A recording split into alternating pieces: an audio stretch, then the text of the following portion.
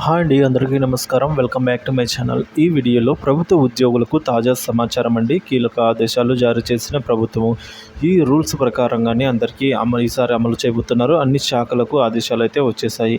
మరి పూర్తి వివరాలు ఏంటో వీడియో ద్వారా తెలుసుకుందాము. వీడియోని ఎక్కడికైనా స్కిప్ చేయకుండా చివరి దాకా చూడనప్పుడు పూర్తి ఇన్ఫర్మేషన్ అర్థమవుతుంది.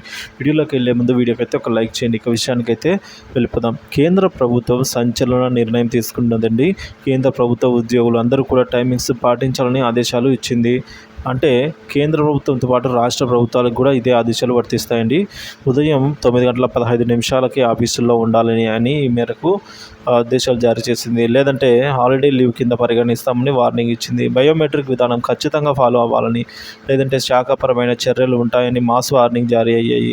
చెప్పాబెట్టకుండా సెలవులు పెడితే ఊరుకునేదే లేదని, ముందుగానే సెలవు ఈ విషయాన్ని ఉన్నతాధికారులకు సమాచారం ఇవ్వాలని, లేదంటే నోటీసులు ఇవ్వాలి అని ఆదేశించారు ఉన్నతాధికారులు.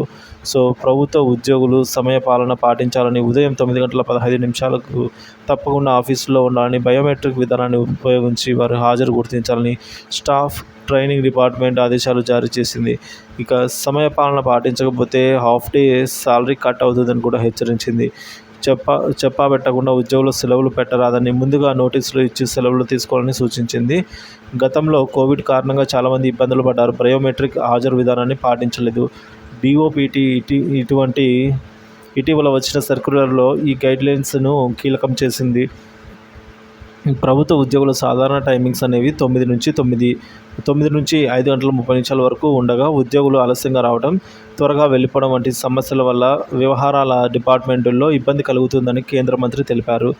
అయితే కేంద్ర ప్రభుత్వ ఉద్యోగులకు దీనిని వ్యతిరేకించారండి. ఎలక్ట్రానిక్ ఫైల్స్ ద్వారా వెంటనే పనులు జరిగిపోతున్నాయని, రిమోట్ పని చేస్తూ ఉన్నందుకు ఎలాంటి ఇబ్బంది లేదు, షెడ్యూల్ సమయాన్ని దాటి కొంతమంది ఉద్యోగులు ఆఫీసులో పనిచేస్తారని ఉద్యోగులు వాదించారు. అప్పటికీ కూడా ఆలస్యం ముందుకు వెళ్ళడం వల్ల పరిణామాలు ఉంటాయని తాజా సర్క్యులర్లో కేంద్రం హెచ్చరించిందండి. ఇది ప్రభుత్వ కార్యకలాపాలను పెంచుతుందని అంచనా వేసింది కేంద్ర ప్రభుత్వము.